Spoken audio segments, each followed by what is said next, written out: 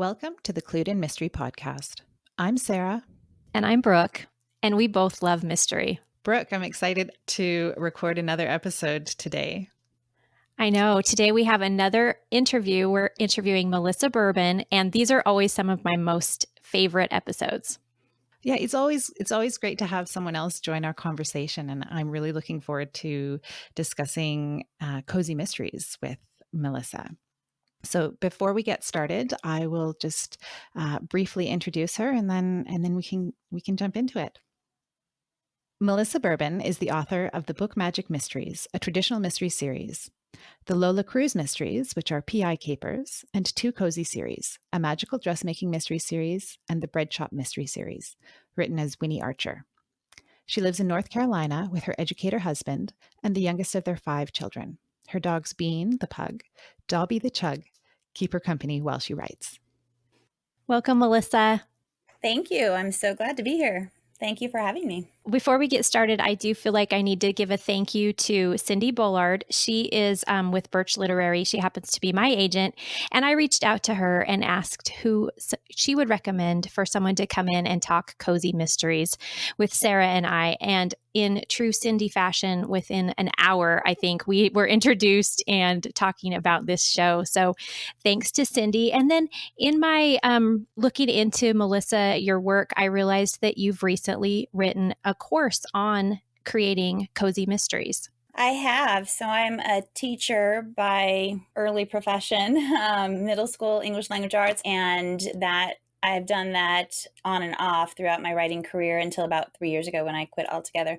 And creating Writer Spark Academy and the courses, including the field guide to how to write a cozy mystery, has really been a fun opportunity to put that teaching hat back on. And then also, I'm a big proponent of kind of paying it forward. You know, I had to learn the hard way before there were podcasts and online courses and, you know, access to so many resources. And so I feel like I've been able to condense 15 years worth of learning into this course to help somebody move along on their writing path a little bit faster than, you know, we probably had to, all of us.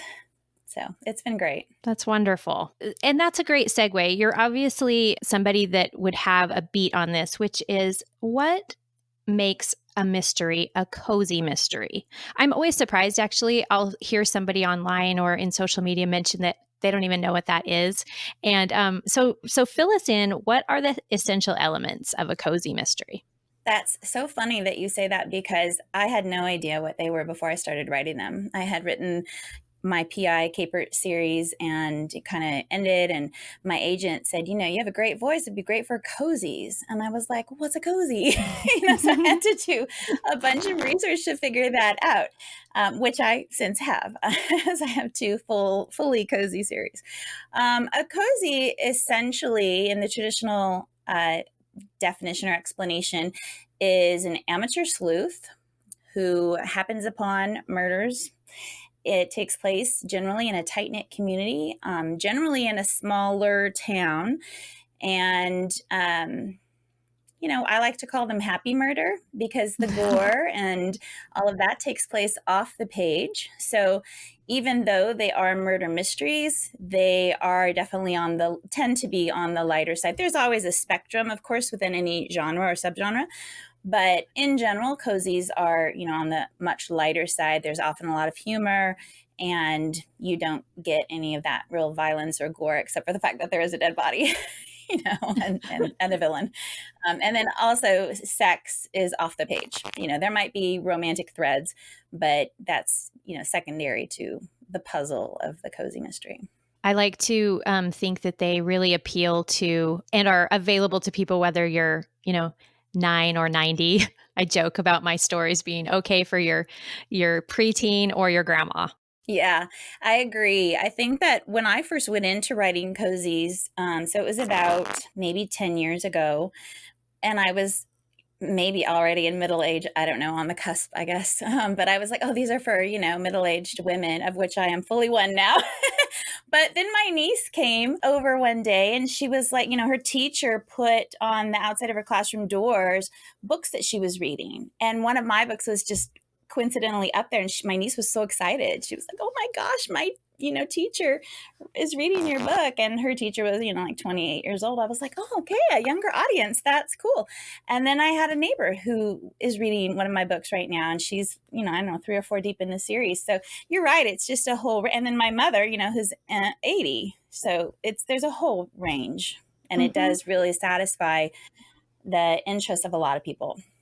Yeah, definitely. And I think the other thing you mentioned in there that was really interesting to me is that spectrum of coziness, I guess, because there is a range. Some of the stories that meet all the other criteria are edgy, and some are very sweet and cute. So I find that interesting in this subgenre. Right. I have a friend, Tanya Kappes, mega, best-selling, wonderful author, who I think she's got like 100 books now somehow. I don't even know how she does it, but hers are, and she markets it this way, clean Southern cozies or something like that. So hers are very, very clean, like nothing bad at all. But then you're right, there's a range. You might look at Jenna Bennett or, I don't know, I can't think off the top of my head, but there is a range going the other way that kind of pushes the edge a little bit. Oh, I know. Like I just read The Smile Beach Murder by Alicia, Bessette. And I would say that's sort of on the cusp of cozy and traditional almost, because there is a little bit more darkness to it. One of my books, Flower in the Attic, which is one of my bread shop books, Kirkus Reviews made a comment that it was, like wheels within wheels of this darkly turning tale or something like that. It was definitely on the darker side for cozies. And even within my own series, it was on the darker side. So there's definitely a range within the genre, the subgenre, and then even within a particular series. And you do write in more than one mystery genre. What is it that you like about writing cozies specifically? Like I said, I didn't even know what a cozy was initially, but I do find that my voice fits and the way that I tell a story fits for the cozies. I do have 2 sort of romantic suspense or mystery thrillers, whatever you want to call them, out there.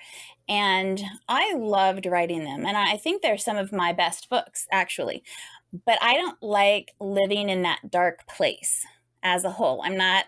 I don't watch horror movies. I don't like Scream 1, 2, 3, 4, 20, any of them. I like happy things, and I like domestic thrillers, like your show that I just listened to this morning, which was so cool. I love domestic thrillers, but that's like a psychological element, and horror, and the other sort of darker thrillers with all the violence that there's just enough violence in the world. I don't like to live there.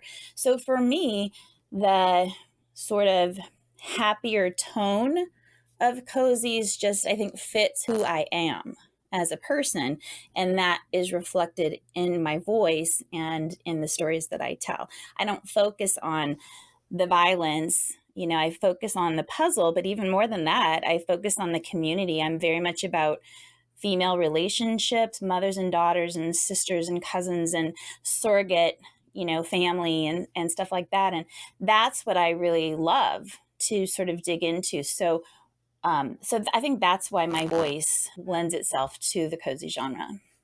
That is so interesting. And I think it's so true of like the personality of the author really matters. Yes, as writers, I think a lot of us can take any project and run with it, but your personality and where your heart is really plays a big part in what you decide to spend your career working on. And I think you'd agree with that, Sarah, that that's probably why our fiction leans towards the cozy end of things. Yeah, absolutely. I mean, I think I'm like you, Melissa. I like reading in the lighter side of things and watching in the lighter side of things, right? Like I have a hard time with kind of the heavier stuff, and I can't imagine writing that. Like I think it would take a lot to do that. Yeah, I do watch some crime procedural shows like The Closer. I love The Closer, Brenda Lee Johnson, and things like that. And one thing that often comes up with the police officers and detectives and stuff is them ruminating or living the fact that it's so difficult to maintain any kind of normalcy in a job like that, right? When you're surrounded by death and violence. And I have a friend, one of my earliest critique partners was Allison Brennan, who's a New York Times bestselling crazy suspense thriller author now. And, I started out with her. And, we went in very different directions. I went very much on the lighter side, and she is very, very, very dark. And I have often wondered, and, in the early days we talked about, I'm like, what is it like inside your brain? Like, how do you stay sane? She's got 5 kids and, wonderful mother and, very just awesome, normal person. But I'm like, your brain is really twisted, girl. How do you do that? I couldn't do that. I feel like it would really mess with me over time. And I'm guessing that that's probably these same inclinations that we have is probably what makes cozy so popular with readers, don't you think? Yeah, absolutely. Especially, during the pandemic and during times that are difficult. We're facing inflation and potential recession and all of these things, and it's just a form of escape, right? And it's a nicer form of escape than people getting slashed and mutilated. So, I think it's just a nice way for people to kind of escape their ordinary lives. And then the hooks of cozies, because every cozy has a hook of some sort, whether it's baking or cupcakes or knitting or sewing or bread making or pet shops or whatever. It's fun to sort of glom onto this this craft element or this lifestyle element that resonates with you as a person, as a reader. So I think it's just a nice way for people to, step aside from real life for a little while. And you mentioned that the pandemic kind of inspired people to pick up some of the lighter stories. And a few episodes ago, we spoke with Frances at Chronicles of Crime specifically about Hard Boiled. And I thought it was cute. I was doing some research for today and realized that cozies are also sometimes called soft boiled. So that was, I thought, a cute moniker. But Frances did mention that during the pandemic, she sold almost predominantly the lighter cozy mysteries and golden age mysteries. So do you think that as a result of that the audience has expanded? I think that, yes. I don't know if it's directly related to the pandemic. Maybe I don't have any research on that or anything, but I do think that the cozy audience is continuing to expand. I don't exactly know why that is. I think that, initially, maybe, I don't know how long they've even been around, but I've been writing them for 8 or 10 years. And like I said, I've been a reader all my life and I didn't know what they were. So I think a lot of that is just exposure, and the fact that more people are writing them. There are so many out there. People are talking about them. They're featured on the end caps in bookstores. There is a cozy for every craft or hook under the sun. I think they're just much more talked about now, which by definition, I think is going to increase your audience. So, or expand your audience, potential readers. So, I don't know why exactly it's happening, but yeah, I think it's just, and then you have publishers like Berkeley Crime. Is that what it is? Crime. And then Kensington Cozies, who, 2 branches of these big publishing houses which are focusing solely on cozies. So even within the few remaining big publishers, cozies are getting, a decent representation. And, as long as a publisher is putting some of their weight behind the genre, then it's gaining exposure too. Yeah, that's great. And like you say, for at least 10 years, it's been a really hot subgenre, and I don't really see the end anywhere near. It seems like it's just really going strong, and that's exciting. I think it's great. So thinking about the cozy space in general, and you've mentioned some of the tropes and some of the common hooks, and what trends are you seeing that are coming up new in the cozy space? Well, I'll tell you about a sort of brief-ish conversation I had with one of my editors. And when we were talking about new potential series, pitch ideas, and things like that, and, her take, or at least what she was specifically looking for, and she was with Kensington, now she's with Berkeley, but her take on the industry is that, or I'm sorry, on the cozy genre is that it's staying the same with the same elements, but certain elements are developing or changing or growing. And so the heroine or the protagonist, for example, we're seeing a lot more protagonists with a little bit more baggage or backstory or series arcs and things that need to be resolved. And then we are transitioning somewhat from these small, cute communities, Cabot Cove and that type of thing, to bigger cities or enclaves within bigger cities. So the settings are still remaining small, but within a bigger environment. And so sort of expanding the possibilities that exist by changing that setting a little bit. So that's what she was looking for, and that's what she was seeing. And in a way, I've seen that. So I mentioned the Small Beach Murders, and you can kind of see a little bit because you have this here. I mean, you often have a heroine who comes back to a small town from a bigger city, right? And so in this case, we have Callie who comes from Charlotte back to her small Outer Banks island town.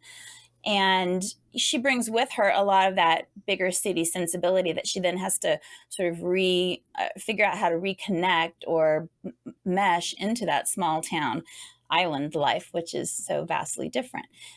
So, we have books like that where you have sort of this transition from a big city to a smaller town. And then you have other books that are taking the sleuth out of that small town and again, putting them like in Brooklyn, for example. And that becomes the small town, and it's still a tight knit community, but you have that bigger setting. And then when I first started writing cozies, I had my first heroine, Harlow Cassidy, with some, difficult backstory. I can't remember what it is right now, but my editor at the time, she was like, we don't really want that in cozies. We just want the murder to be the conflict. We don't need the heroine to have conflicts to resolve. And that, I think, is the biggest change that I see, that the heroines, the sleuths, the protagonist and hero, if it's a male, which is atypical, but still they're out there, has baggage and stuff that they have to overcome. And that's, I think, adding a layer of depth to the cozies, to some cozies that are kind of going that route that they didn't have before.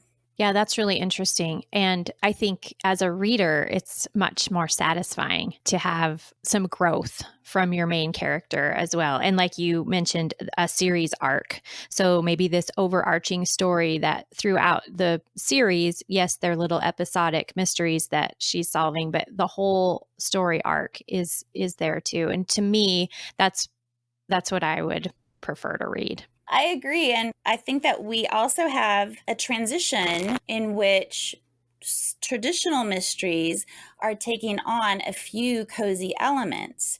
So, for example, I have a series, my Book Magic series, that I would classify as a traditional mystery series with some magical realism, because she's a bibliomancer. So it has this little magical thread of this divination, which is kind of like a cozy hook, right? So it's this bookish theme, and it takes place on a Outer Banks island, actually. But that's it. Like, those are the two sort of cozy elements, and the rest of the book is very traditional.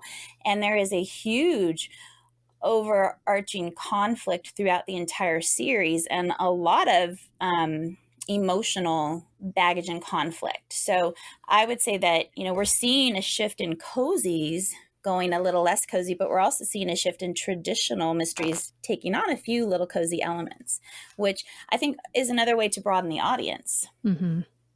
Yeah, that's really interesting. And you're right.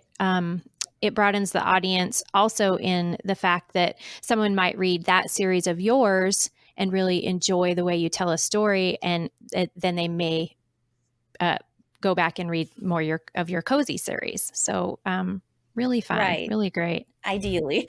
Yeah, we can hope, right? I find it really interesting, the kind of difference between traditional mystery and cozy mystery, because I'm reading the first book in your Book Magic Mysteries, and I would have placed it as a cozy mystery. Yeah, and I think that, again, it has cozy elements, but I wouldn't place it firmly in the cozy mystery category because mainly of the overarching plot line that carries through all of the books. So as you get to the end of this one, you'll see what I mean. And then that carries through, and I'm working on book 4 right now, and it's coming to a climax, and so I think that's one of the big things that sets it apart from the cozy genre, is that it has this, that huge overarching thing is really what drives all the subsequent books, if you will. And that's different than a cozy. So cozy, you have all these crimes that are unrelated, just people dropping dead in this sleuth pathway in this little small town. And in this particular series, that's not how it happens. I mean, you do have these people ending up dead, but it's for a different reason, and it's all interconnected. So in that way, I think it's different. That's my own take. I mean, I don't know. I could be totally wrong. No, I think that I think that's really interesting. From somebody who's been in the industry for many years, who sets the trends? Do you think that it's readers, authors, publishers? Who kind of pushes the trends in any genre? Gosh, if I had the answer to that, I think I could be a New York Times bestseller. I don't know. That's a tough one, especially with the self-publishing indie world, which is just, exploding. Mm-hmm. I think there's a huge influence with the very successful indie authors and what they're putting out there. And I think that in part, our trend is towards having a lot of content. It's like the Netflix binge. We now have sort of been programmed to have everything right out there all at once so we can binge it. And I have readers who have told me, your books sound really cool, the Book Magic series, for example, but I'm not going to read it until you have the third one out, because I won't buy any series until there are at least 3. Okay. Oh, wow. And then the third one comes out and they buy it and then they'll read it, because we have this binge sort of sensibility now. So in that sense, I think that the indie market really is influencing what's being read and what's put out there, because there is this rapid release whole mechanism for indie authors that traditional publishing houses can't compete with. My last Bread Shop book came out earlier this year. I can't remember. No, it didn't. It came out last November. That was number 7. Number 8 was supposed to come out in May, and it was pushed to November. So that's an entire year. That book's been done for months. That's an entire year. So how does somebody who, is kind of programmed now to just be reading, are they going to wait for my book? Are they even going to know it's out there when it releases, unless they're part of my little bubble, So I think that, in my opinion, I think that indie publishing is just influencing things in ways that we didn't even know that they could, and I think a great part of that is just, how we have been reprogrammed to have instant gratification over and over and over. Yeah, that is a great point. The whole binge watching a series has changed our mindset as consumers, right? Right. My husband and I were watching The Staircase on HBO, and it's with Colin Firth and Toni Collette, and it is a true crime. It's a fictionalized story of the true crime event that took place in Durham, right next door to where we live, about a woman who dies on the staircase. And we watched the first 4. I'm like, oh, it's really good. And it's right down the street. And it's, I love these characters and so interesting. And we got to number 4 and we're like, okay, let's watch another one. And there's no more. Like, what? We have to wait 2 weeks? What? No. So yeah, I mean, we're so used to being able to just, okay, let the little thing go to the next episode and keep playing. Yeah. And I think, that definitely has translated or transferred into book reading for so many people. Yeah, fascinating. And, your comment is coming from, we all remember the age where you had to wait a whole week for the next episode of your show, so that's how we feel. We've been switched over to the binge watching, think about our, 20 somethings. It's how their whole life has been. So I think it definitely does impact all entertainment. So that's a really good point, Melissa.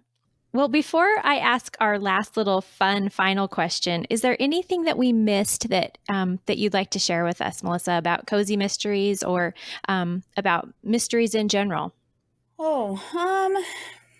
I think we kind of touched on everything that I would have talked about. For anybody out there who doesn't read cozies, I would say give them a try because they're a lot of fun. And if you're just happening upon this podcast and you're not that into mysteries, I would say definitely give them a try because that's some fun reading ahead. I don't know. I think that it's just a great genre to read in, obviously, but I think it's a wonderful genre to write in. Mysteries, cozy mysteries, traditional mysteries, any of it, because I have a lot of fun creating the puzzle. So my hope is that my readers have a lot of fun trying to piece the puzzle together. So it's just it's a great job. That's awesome. And so our final fun question is, who is your favorite? Perrault, Sherlock Holmes, or Miss Marple? Yeah, so that is a tough one. I like them all for different reasons, but I would have to say that I would probably choose Poirot because he and Sherlock Holmes both are larger than life characters, I would say, right? They behave and act in ways that are more that are just bigger than the ordinary person, and they do things and think in ways that are bigger than the ordinary person. So I like that about both of those characters. I love Miss Marple. She's just and I've read all of the books, but in terms of a character, I think she's a lot more low key, right? And so in terms of engagement, I think I find Holmes's deductions and just the way his brain works fascinating, and Poirot is quite similar. But I think that Perrault to me is a little bit larger than life, just a little bit more memorable of a character, with his mustache and I don't know, his hats and different things. And so I just enjoy him, I think, as a character, maybe a little bit more, but I think they're all great. But for me, the characters that really resonate are the ones that are a little bit larger than life, that you just think, wow, I wish I would be able to say that in the moment. Because, I think of my characters as alter egos of myself, that if I, in the moment, were sassier, sexier, smarter, more clever, whatever, then that would be awesome. I put them in my books, but it takes a while, right, to come up with those comebacks, or, I'll mull an argument over or something and I'll be like 5 hours later, oh, I should have said that, Uh-huh. and my characters can come up with it just like that. So I think that the characters that resonate are the characters that we see something in that we would like to see in ourselves. And for me, that's Poirot more than the other two, although they're all great. I love it. And I see your point. Those characters that can be witty and smart and quick, and it's who we would want to be. And that's what makes reading mysteries so fun, right? Is that we get to live a whole different life through these characters. So, well, Melissa, it has been a pleasure talking with you. I'm so pleased that you joined us today. Thank you for having me. This was so much fun. Thank you for listening. We'd love to hear your feedback. You can reach us at hello@cluedinmystery.com or on Instagram @cluedinmystery. If you enjoyed the episode, please consider leaving a rating or a review or telling a friend to help spread the word. Thank you for joining us today on Clued in Mystery. I'm Brooke. And I'm Sarah, and we both love mystery. Clued in Mystery is produced by Brooke Peterson and Sarah M. Stephen. Music is by Shane Ivers at silvermansound.com. Visit us online at cluedinmystery.com or social media at cluedinmystery. If you liked what you heard, please consider subscribing, leaving a review, or telling your friends.